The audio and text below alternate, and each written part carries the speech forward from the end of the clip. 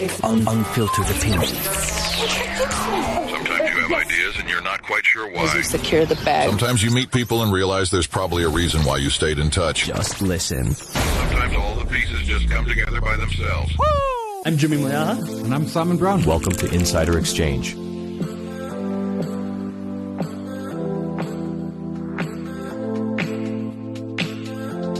Good morning. Welcome to another episode of Insider Exchange on this rainy Monday morning in Johannesburg. If you're in different parts of the world, as I was over the weekend, the rain seems a bit confusing. Nonetheless, we will get straight into matters. We're going to be taking a look at all of the data that's coming out this week. We have earnings, and more earnings from the US, from South Africa. All sorts of companies are reporting and giving us updates about how well they are doing or how well they are not doing. We're also going to see if we can take a look at some other US data points and any other news that might be cropping up throughout this week. I want to start off with the boxing match that didn't happen. I was expecting punches. Oh, yo. I thought JD Vance was just going to get up and punch somebody, and then I thought Zelensky was going to dance his way around it. That's a bit of an awkward meme. You'll find it on the internet, folks. But yeah, nothing happened. It was a weird meeting. How do you summon someone or invite someone to the Oval Office and then speak to them in that manner? Well, this is the Trump presidency playbook, right? I mean, this is not unusual.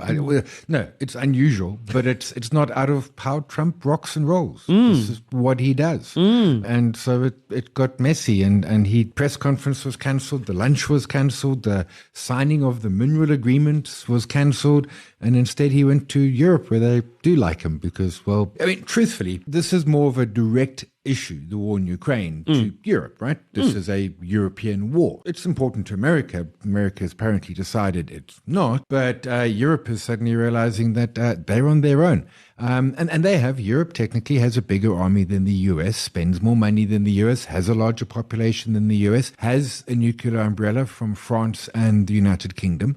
So, I mean, technically they can go it alone. They haven't in a very long time. Yeah, and I don't know if it's the smartest thing to do at this point. I mean, granted, when I saw the snippets of the interview with Trump, I was like, this is probably why I stopped watching The Apprentice all those years ago. But from a European perspective, you want to consider your options, right? So the last time Europe decided to poke away at Vladimir Putin, he cut off the gas supply, right? Yeah.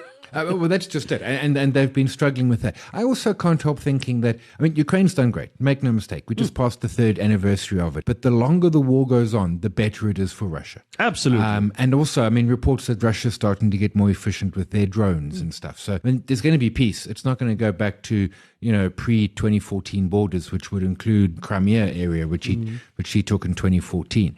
But this is a complete new realignment of global politics. I mean, in the weekend, all the talk was it Vance who said it, that they should exit the UN, that America must exit the UN and NATO. Now, the UN's not much of a muchness, but I mean, it pretty much all we have. Basically, yeah. So the interesting thing about all of that as well is, I think I read something about just the war tactic from a Russian perspective. It was never to wage out a war that was unwinnable. It was always from the beginning to say one of two outcomes will prevail. Yeah. There will be a ceasefire and peace, or there will be a Russian victory. A Ukrainian victory was never factored into how Russia strategically attacked Ukraine. And I think that puts a country like the Ukraine on the back foot from day one. But as you mentioned, Si, if America doesn't want to give you money, go to 10 Downing Street. They'll give you $2 billion or $2 billion euros? $2 billion? $2 billion something, not very much. $2 billion something to wage the war. The thing is that, remember the whole theory that Russia would overwhelm Kiev in 3 days or something like that? It hasn't happened. I mean, and because the war started up, and Kiev's right up by Poland. So it started coming in from the east, etc. And now it's just pulled down to the Donbass region, all that down in the South Black Sea, Crimea, etc. But so it hasn't gone as Russia had hoped. Ukraine can't win the war. I mean, they can't win it in the traditional sense. So it has to be some sort of peace talks. Well, when the peace talks happen, it's going to be interesting to see what is left of the Ukrainian region. Russia has taken quite a bit of that territory, and it's going to be interesting to see where the new borders align. But that's not for our show. We are taking a look at market matters and things that are affecting the markets. And this week is earnings season, or earnings. Earnings are kicking off everywhere. Earnings of flood, I think, is the word that we're looking for. And I got to say, I mean, kind of so far as expected, single commodity producers, aside from gold, are getting thumped. No surprises there. Retail-facing stocks are, I thought Truers was quite weak, but I know Truers has been weak for a long time. I mean, the stock is cheap, but it hasn't been exciting for a while. But some, I mean, like Bidcorp, I mean, the market didn't like the Bidcorp. I mean, what must Bidcorp do? I mean, they sell little tubs of butter and make like billions of rands profit. I mean, I don't know how they do it, but I thought the Bidcorp numbers were really good. Others like, is it Cap or Carp? I don't know which way do you say it? Carp? Okay. Carp Industrials, or no longer Industrials, Cap. Just Carp. Is it Cap? I think it's Cap. It's the K. Yeah. Okay. Pick your, I don't know. Pick your one, however you say it. Yeah, I mean, they got some issues. Well, not issues. Their PG Bison's got that new plant. That takes time to get up to optimal production because they've got to get sales and through, etc. Although the Restonic wasn't bad, Unitrans wasn't bad, except for single commodity producers and Truers, results are mostly okay. Although Metrofile came out this morning with horror numbers. And when we look at them, the likes of Santam putting out results as well today. We know that the JSE will be putting out results as well. Oh, yeah, we go. There we go. That's just come out. So there's a voluntary announcement from Barloworld. So there is a lot of data. And you'd think this is just the data in South Africa. But we've also got the likes of CrowdStrike that are going to be reporting out of the US as well this week. So it is a data-heavy week. And I suppose markets are looking at all of this data and saying, where do we gauge the strength of markets in terms of the strength of the consumer, in terms of the strength of the performances of these companies? And I think for the first time this year, at least, for the first time in a long time, we're looking at other data points, but we're all still, I guess, eagerly anticipating tech data out of the US, even though those valuations don't make sense. No, so the NVIDIA results, what did they do? They beat expectations. What is the expectation? That they will beat expectations. So they beat expectation and stock went down. I'm interested in the CrowdStrike one. I hold it. I also hold NVIDIA. Just to get a sense of, remember they shut down the internet last July? They broke the internet for a couple of hours. I can tell when it was because I can see it on the chart. It was mid-July. There we go. Yeah, so I'm interested in liability from them, but they were really, so they like got little things that they add on and sell and stuff, and obviously in security. I quite like the business. I'm keen to see what their numbers are. I'm also keen to see the responses. And that's what's interesting me, like NVIDIA. Yeah. Beats expectations and will sell off. I remember when we spoke about CrowdStrike, we said even though there was this huge break of the internet data security breach and all of that, they're still the largest player in the space that they sit in. And it was unlikely that they were going to lose customers. So even with the numbers that are going to be coming out this week, I'm not expecting the provisions and the lawsuits and things to be that big. Correct. It did kind of go away very quickly and very quietly. It did. And so I agree with you. They're not going to lose. I mean, if you are an existing customer, taking CrowdStrike out of your system is possible, but not fun. If you are a new customer, well, okay, you might ask questions, but they are the leaders and they've got some really, really great products in that regard. The lawsuits, yeah, we shall see what happens with those. In the big picture, they're probably quite small. But it is, it's now all just about security, right? That's the new thing. I mean, there was that exchange that got hacked, $1.5 billion of Ether. Crypto exchange. Oh, yes. Now that we're on crypto. So here's the thing about a strategic reserve. Yes. Understand what a strategic reserve actually means. Yes, they will buy some and the like. But strategic is the operative word there, which means America considers it important to their national strategy, which also then says, surely, under things such as eminent domain and taking without paying, that they can take your crypto? Yes, because it's a matter of national security. Exactly. So strategic reserves. Careful what you wish for. Strategic reserves, in terms we understand as South Africans, might be likened to something called expropriation. So good luck to that. There's a lot of conversation around that. There's a lot of conversation around whether or not the strategic reserve play is a good play, whether or not it makes sense. And if you look at the history of, and I suppose we could do this as a deep dive as well, the history of fiat currencies and how America made the US dollar the dominant currency, this could be another play at wanting to peg your dollar against something else because there's nothing else to peg it against in the world. You can't peg it against nothing you can gold peg it to because, now. if you go back to the gold standard, you then run the risk of countries like, or regions like Saudi Arabia and the Middle East and even Africa having far better valuations on their currency than you, purely because of the gold reserves that they have. And now the American dollar becomes a whole different conversation. So you need to peg it against something that you still are the dominant leader in. And I suppose with all of the ETFs coming out of BlackRock and the SEC, it would make sense. Yeah, the US dollar can't be pegged to anything. We can't put that gold genie back in the bottle. I know there's a chap on Twitter who thinks we can. It's just not possible. America has confiscated citizens' gold before in the Great Depression in the 30s. They basically said, oh, you got gold. Our gold. Ooh. Yeah, strategic reserve. Strategic reserves. So they're going to confiscate your crypto. Yeah, maybe we don't know. But you can't make. So it is weird that Bitcoin is supposed to be like doesn't care for fiat. But what do we always quote Bitcoin in? Fiat. Dollars. Yeah. Fiat. So, but we can't peg the dollar to fiat to crypto. Well, to be fair, we do have the orange Mussolini in charge. He could peg anything to anything. Well, so look, you can do anything. You could even take it back to the gold. You can sign an executive order that says English is the official language of America. There we go. And we're going back to plastic straws because paper straws suck. So if you can sign those executive orders, well, there we go. That was the problem. That was the problem. Well, there you go. You can actually decide to sign an executive order for anything, including setting up strategic reserves, and we'll see whether or not that results in people losing their Bitcoin because the US government deems it necessary. Yeah. That's awkward. It's a grift. I'm being polite there.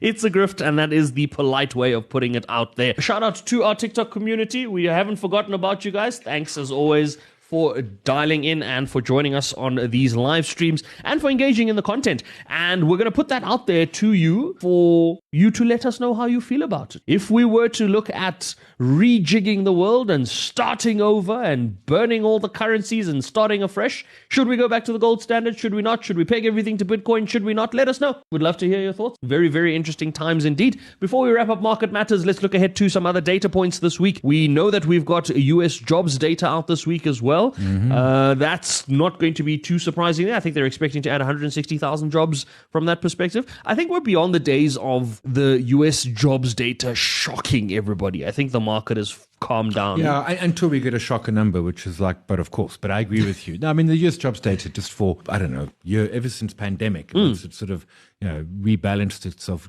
What you look for is wage inflation. It's because that obviously feeds through, but that's largely faded away to a degree. Whether all the firings from the doggy group has done anything, I don't think that's going to be a significantly larger number to really offset. So yeah, jobs data.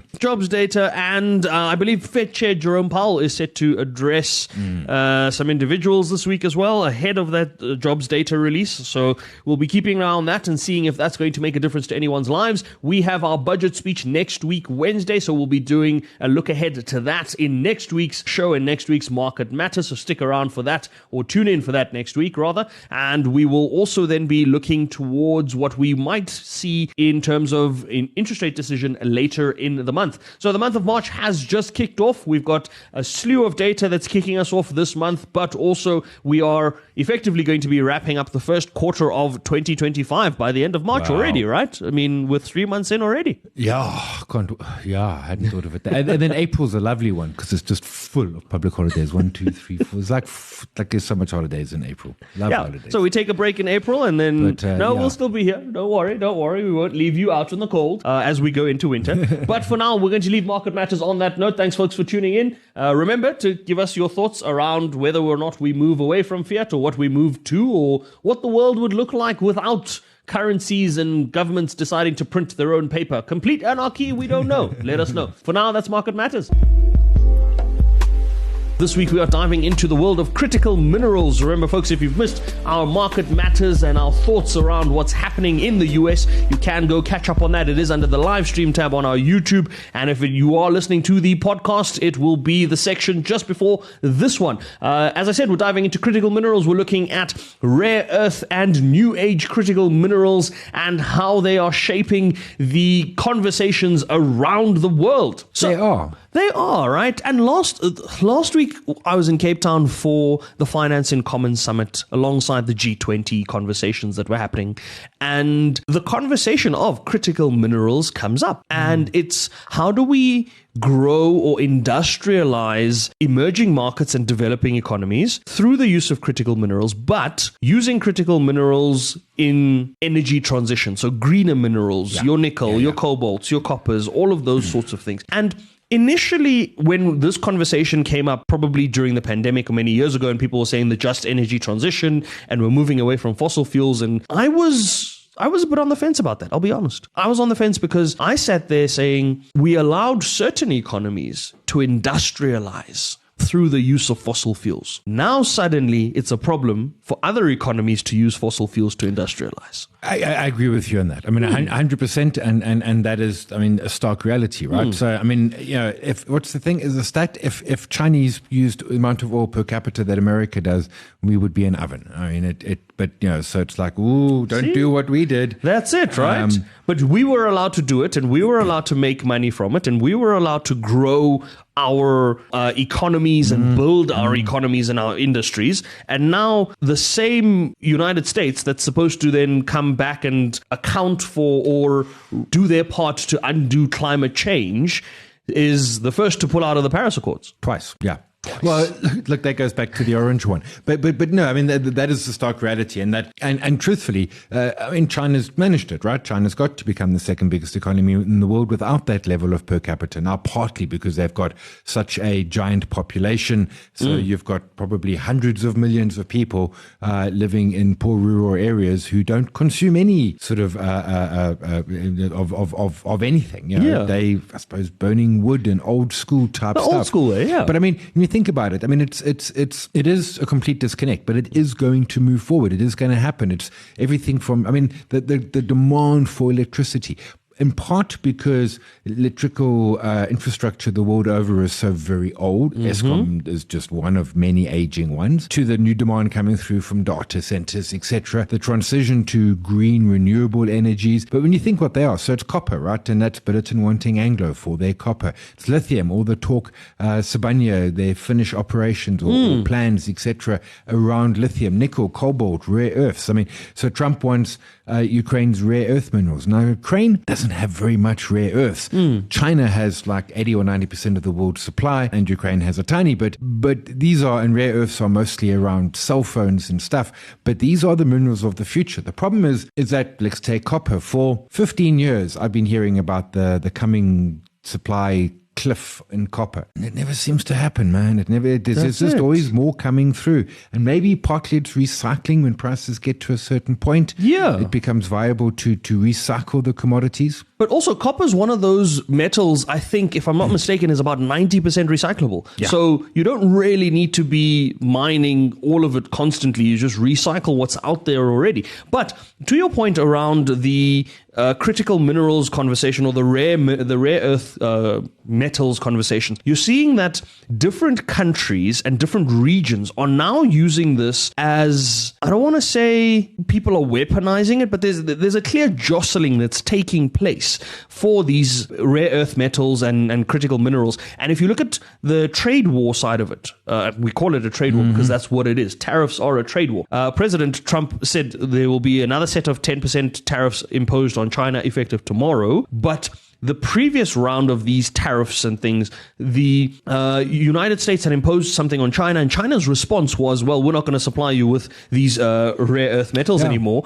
And that was quite a shock because I suppose you always assumed you'd be able to get that. But from a supplier point of view and a producer point of view, I think about regions like Africa and South Africa, the conversations are different now. Now the conversations, as people are jostling for these critical minerals and trying to get them out of the earth and trying to get them into their economies, now the conversations are switching to, hang on, if you're going to take the minerals from here, we want beneficiation, which was never a conversation that happened in the past. In the past, it was always extract, send off, do whatever. Now it's, hang on, we're not going to let you just do that because you're saying we must industrialize with these critical minerals, and therefore we want to industrialize. And now it's an awkward conversation because the powers that have historically have always been used to just take, now find themselves having to negotiate and say, oh, no, but let's see if we can come to a compromise and this and that. And it does get, and it's also, I mean, I take your point. I mean, it was, right? In the old days, it was just take. It's China banning a whole bunch of their rare earths back in December exports, and then again another bunch through, I think, in early Feb at the same time.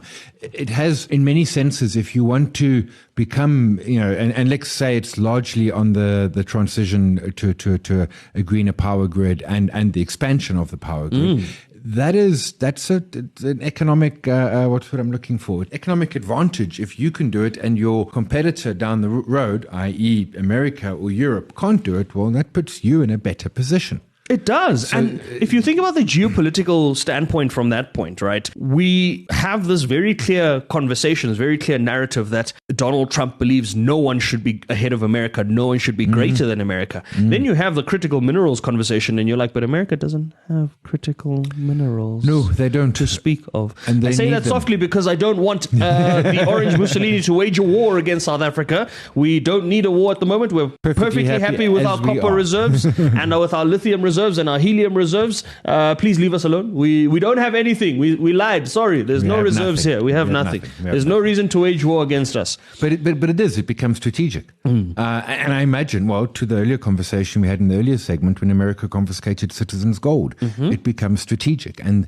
many of them are. Now, at this point, rare earths are a weird one, but, cobalt, nickel, copper, there's a lot of it going around. Now, the Billitons and the Anglos of the world want to try and control those, but there's, at this point, sufficient. But, I mean, I don't know, roll forward, 50 to 100 years. You won't remember the commodity super cycle in the early 2000s that was supposed to last forever and, of course, died a sad death along with everything else in 08, 09. And then, I mean, it was all, copper's the future, etc. And here we are, copper, yeah, guys. I think it's a weird one as well now, because you're finally now sort of sitting in a space where it doesn't really matter which commodity you're looking at or which critical mineral you're looking at. The common thread is the same, is that they are found in the same sorts of regions. So let's say we continue on the path that we'd been continuing on. Let's say we don't go EVs and green vehicles and all of that, and we stick with internal combustion engines. Platinum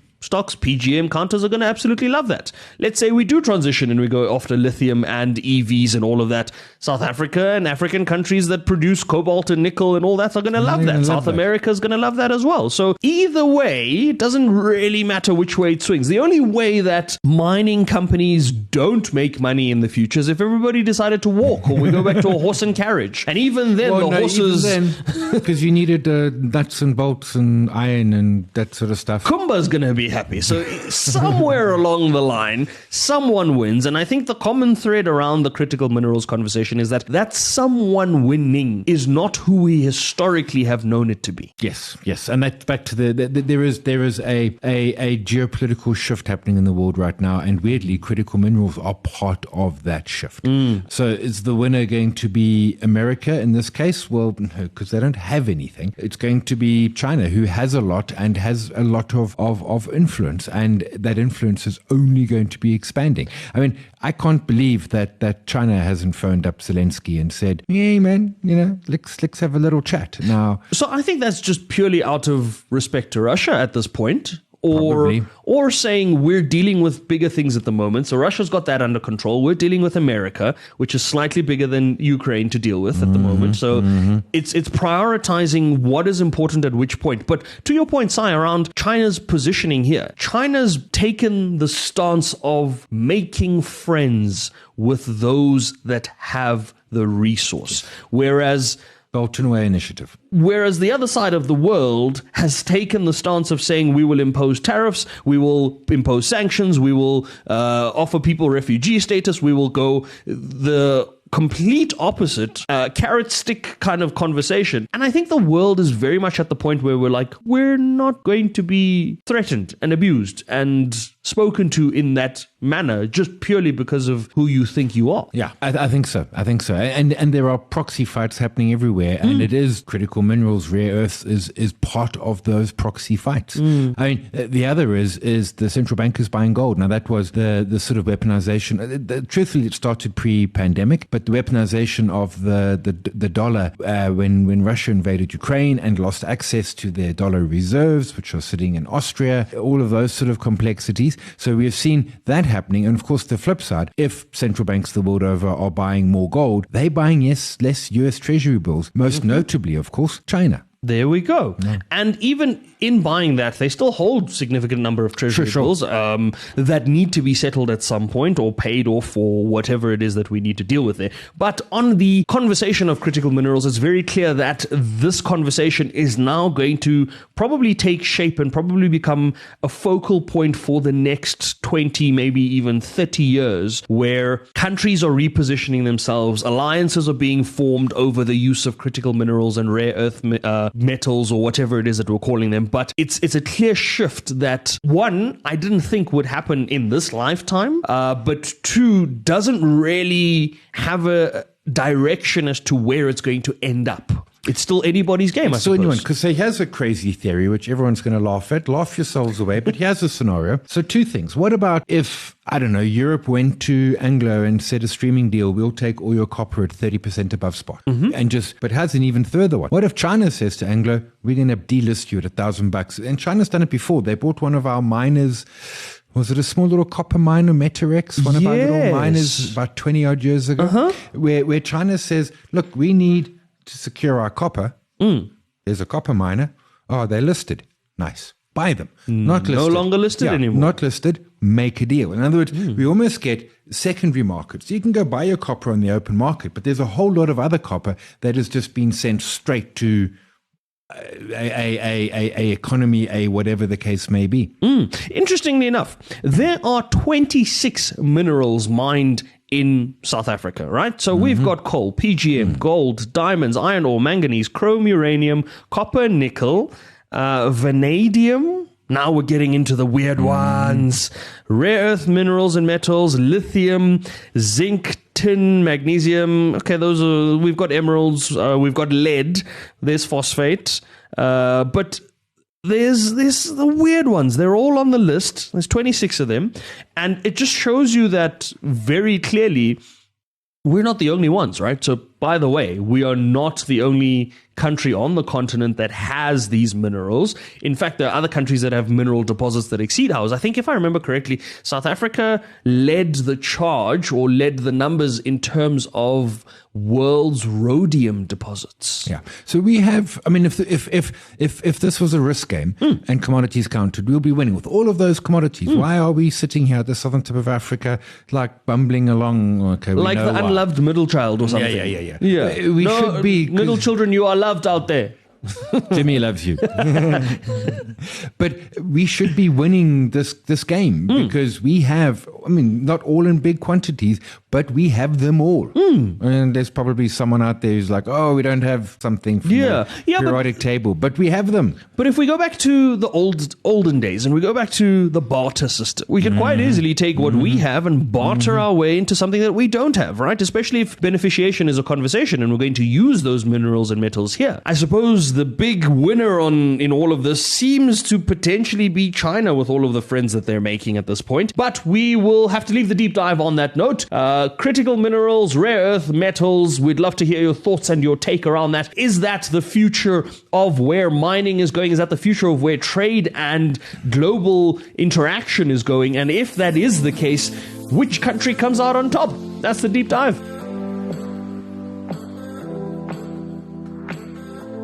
And we wrap things up with a look at Investor Insights. We are taking a look at what you should be investing in if you are someone that has a bit of disposable income or that is looking at interesting things and looking for nice things, right? So everybody deserves nice things in life. We're going to be taking a look at whether or not some nice things make sense. And this is sparked by a very interesting conversation. Someone crashed a McLaren. I think it was a 720S, if I'm not mistaken.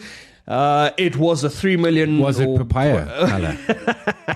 It was a white McLaren when it left the showroom floor. It had lost a bit of its color by the end. And you said something very interesting to me, Si, around... Most supercars are crashed in the first 100 Ks of their existence. That's crazy. Well, because you got your supercar, you get in, at some point you put your foot flat. Now, when I got my Roadster Coupe and I put my foot flat, I went from, 100 to 140. Yeah, no one noticed. You do that in a supercar, you go from 100 to 240 and you haven't blinked yet. Partly because your eyeballs are being pulled back into your head. And you just don't understand the level of power. And should you then be doing that from an investment point of view, right? Now, I know we don't want to get into the boring side of it around the investments and all of that, but if I'm going to spend 3, 4, 5, 6, even 10 million rand on a vehicle only to crash it after 100 Ks, surely that's not money well spent? No.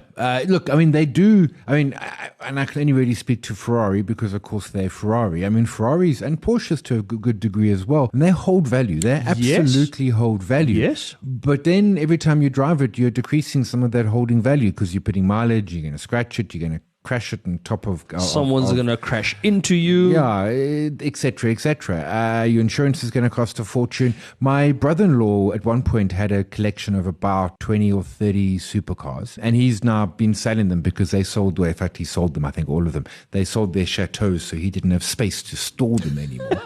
And he did all right on them, but he didn't really beat the market much. Interesting. Because you got to service them once a year, and now you've got to get someone who can service them, and that person comes out. And also he was living in rural France, so someone had to come down from Paris and stuff like that. So he says all in. And so he was able to store them at no real cost. He had this giant space at the place undercover, so he could store them. So he didn't have that cost. But overall, it made money, but no one got rich. Interestingly enough, I remember there is a report that's put together by New World Wealth. It's a report around classic cars, and it suggests that you can actually get a better return on investment from classic cars than you can from certain markets, right? And in particular, they used a bunch of random examples. It's a really good report. I actually love the gentleman who puts it together and sends it through every now and then, Andrew Amoyles. Very, very good report there. But it does suggest that you can actually use this as an investment kind of conversation.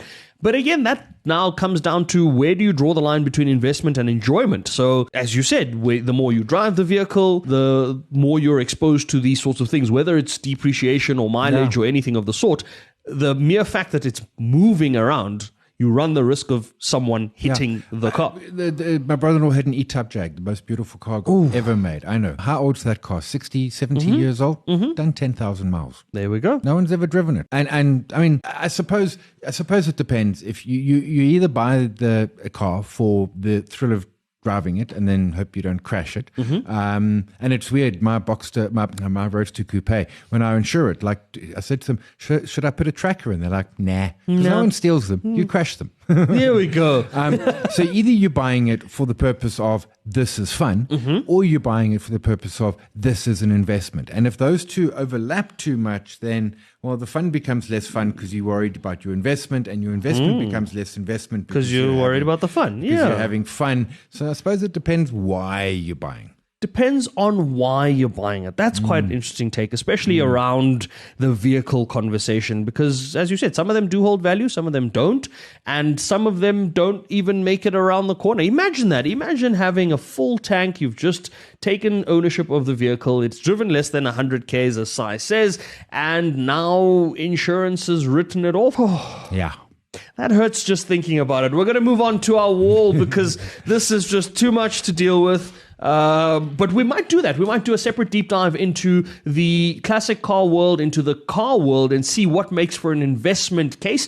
If you have any thoughts around that, please let us know. I know a couple of people out there that are collectors, that enjoy collecting classic vehicles, that enjoy looking at classic vehicles. In fact, some people enjoy putting them together. If I remember correctly, Wayne McCurry has a garage full of vehicles that he's been building, and we should have him. There we go. We should have him on the show to tell us about all of that and what started that. But probably he I mean, I speak under correction, but as I understand, he's doing it because he's fun. But fun could intersect with investment from his perspective, case, so right? he's rebuilding and stuff. Yeah. So there's 100%. So there's a hobby. I suppose it's a side hustle, right?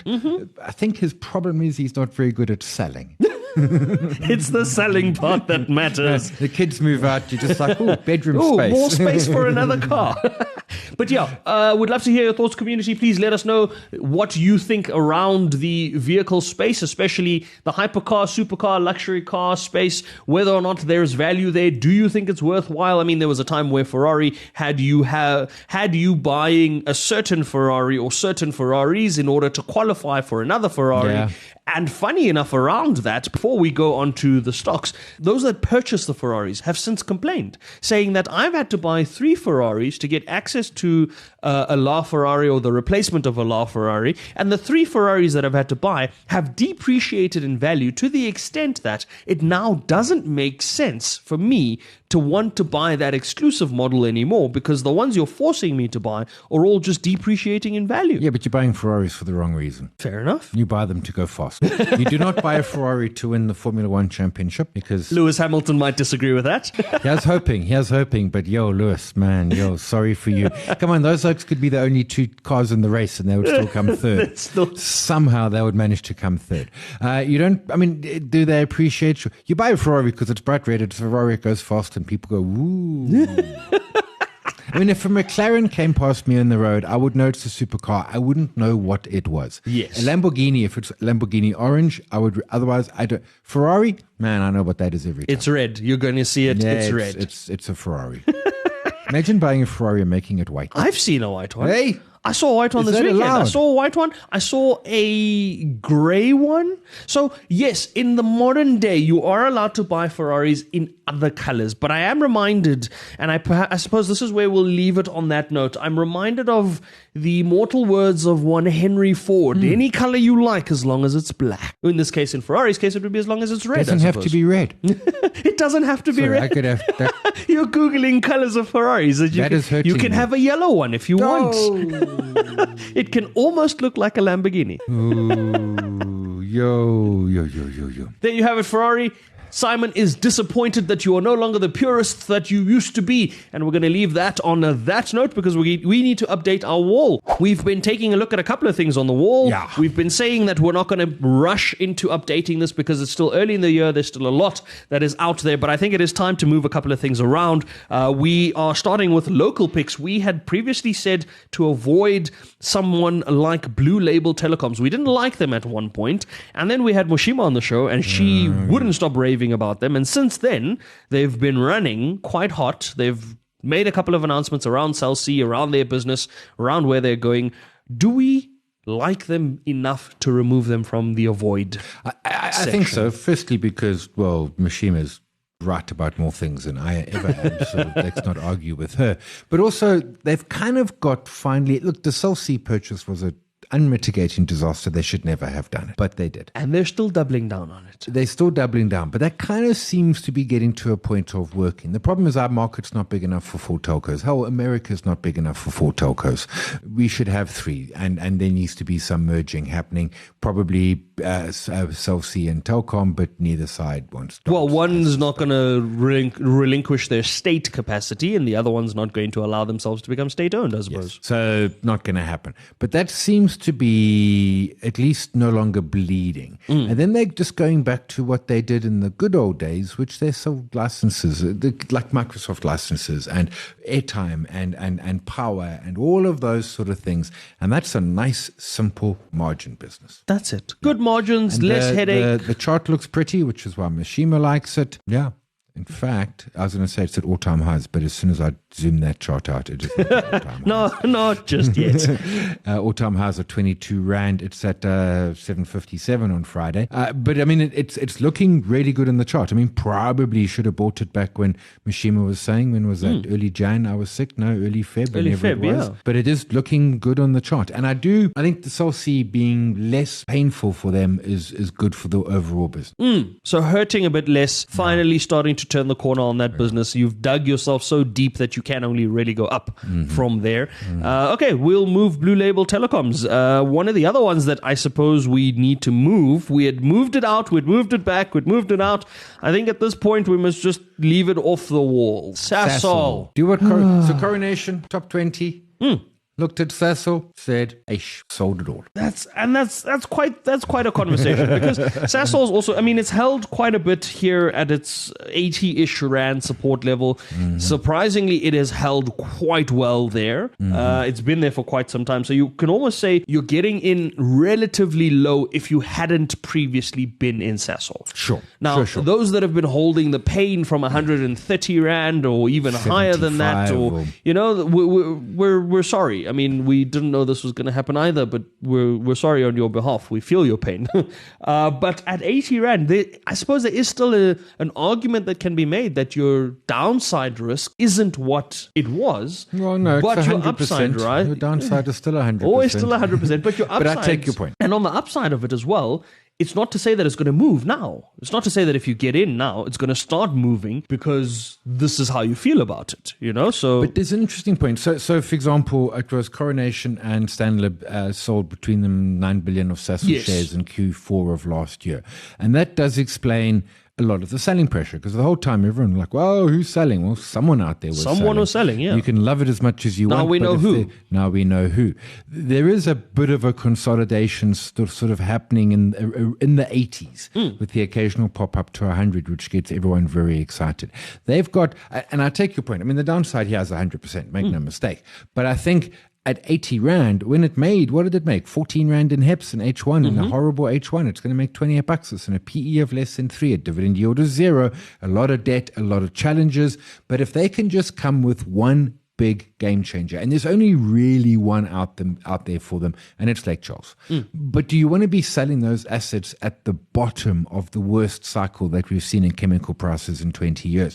The answer is no, but Sasol hasn't got a heck lot of choice in that. If someone came and offered them a pile of money, they'd have to take it, of course. Then all that's left with Sasol is a lot less debt, but they, secunda, pollution, etc., etc., etc. Yeah, but they've worked that out. They've worked out how to remeasure their because they emissions and things. And so they are measuring on average, not peak. They got the government to change their mind, which is kind of the fox looking after the chickens. But hey, if you are a fox, you want to look after chickens. If you are Sasol and a Sasol shareholder, you absolutely want Sasol to be counting the pollutants, not government, because, well, hey. So I think you're probably right. I think the risk here is probably a lot lower. It's all baked in, a lot of it. Sure. I mean, what can happen to Sasol that we don't know? Oil 50? Nah. We've gone through that. Rand 12? No. Nah. And if that were to happen, the rest of the economy would be doing enough for Sasol that supplies 30% of our power things to still be making money anyway. Exactly. So perhaps you're right in the sense that the news with Sasol is all bad. But they're holding on. What's the new bad news? I can't think of it. That's it. So then it's like, okay, what could be some good news? Well, chemical prices start to recover. Oil goes to 90. So maybe it has become sort of more asymmetrical at this point in time. Yeah. I'm still not. I'm waiting for a little bit of a reversal pattern on the chart, and to me, that is a weekly close probably above 102. Yeah, and then even after the weekly close above 102, I'd still want to see it hold above 100 first, because it's very easy to tap the 100 rand level. We saw it do that. Yeah. I'd still wanted to firmly reestablish that we are now sitting at 100 comfortably and we can move from there. So it's definitely going to be a very long time before we see anything near 150, 200, even 600 where it used to be. But I'm starting to see that this consolidation happening at the bottom potentially suggests that we're not going to push down to 20 rand a share, right? Yeah. That seems also a bit unrealistic. The low price target is 106. There we go. The high is 210. Now, I'm not getting them. This is a US provider of data, so they only have 9 recommendations, 3 holds, 4 buys, and 2 strong buys. And I know that there are higher price targets out there. So, because Standard Bank used to have a 550 one, but they have withdrawn that. Well, we'll see. Or updated it or whatever. We'll see. We kind of partially, sort of, almost like Sasol again. We're trying to see where we end up on that. So that's a couple of the local ones that we're adjusting. From an international perspective, we are not really going to move much because I think Palantir, where it is in a void alongside Nokia, kind of still makes a lot of sense there. We still have Sprouts as an alternative we're still searching for. We might move it out of there if we don't find an alternative, because we did really like it. It was just, it had run so hot.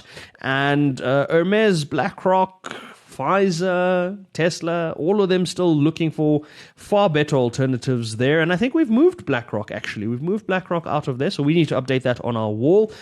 We have added Asian stocks. We've got Tencent. We've got JD.com. Yes. We've got BYD, Build Your Dreams, which I saw one, by the way, this weekend. Did you? Yeah, they look like a normal SUV, but I don't know. I think we're just seeing a growing popularity in people actually just buying. There is a bit of the Chinese one. So I saw a GWM, which stands for Great Wall Motors.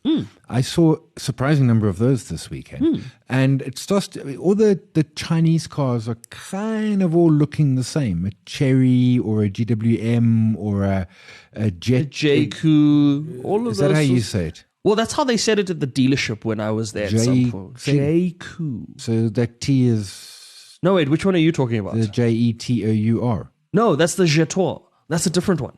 That's a different Chinese brand. The Chinese company is a French name. I don't know. The JQ one is the JAEC00 one. Yeah. Maybe we're going to add Chinese vehicle manufacturers to our wall next time. We don't know yet. We will find out when we do. There's so many of them. Send us your recommendations. If you have ones that you like, if you have ones that you've driven and you think would be a good value for money, let us know, because maybe we'll get them in colors that are not red. We're going to see how that works out, because apparently red Ferraris are not a thing anymore. And we're all disappointed by it. We've vented this and we will keep venting this until someone listens. We're going to leave the show there. Thanks, folks, for tuning in. If you have missed the conversations, you know exactly where to catch up on those conversations. And in keeping with what we have been doing, this week's Unfiltered Opinion is our government is like Avant, promising to leave their wife for us, and it never happens. Anyone that's listened to Lie About Us knows exactly what I'm talking about. Till next time, investing isn't hard. Just try it.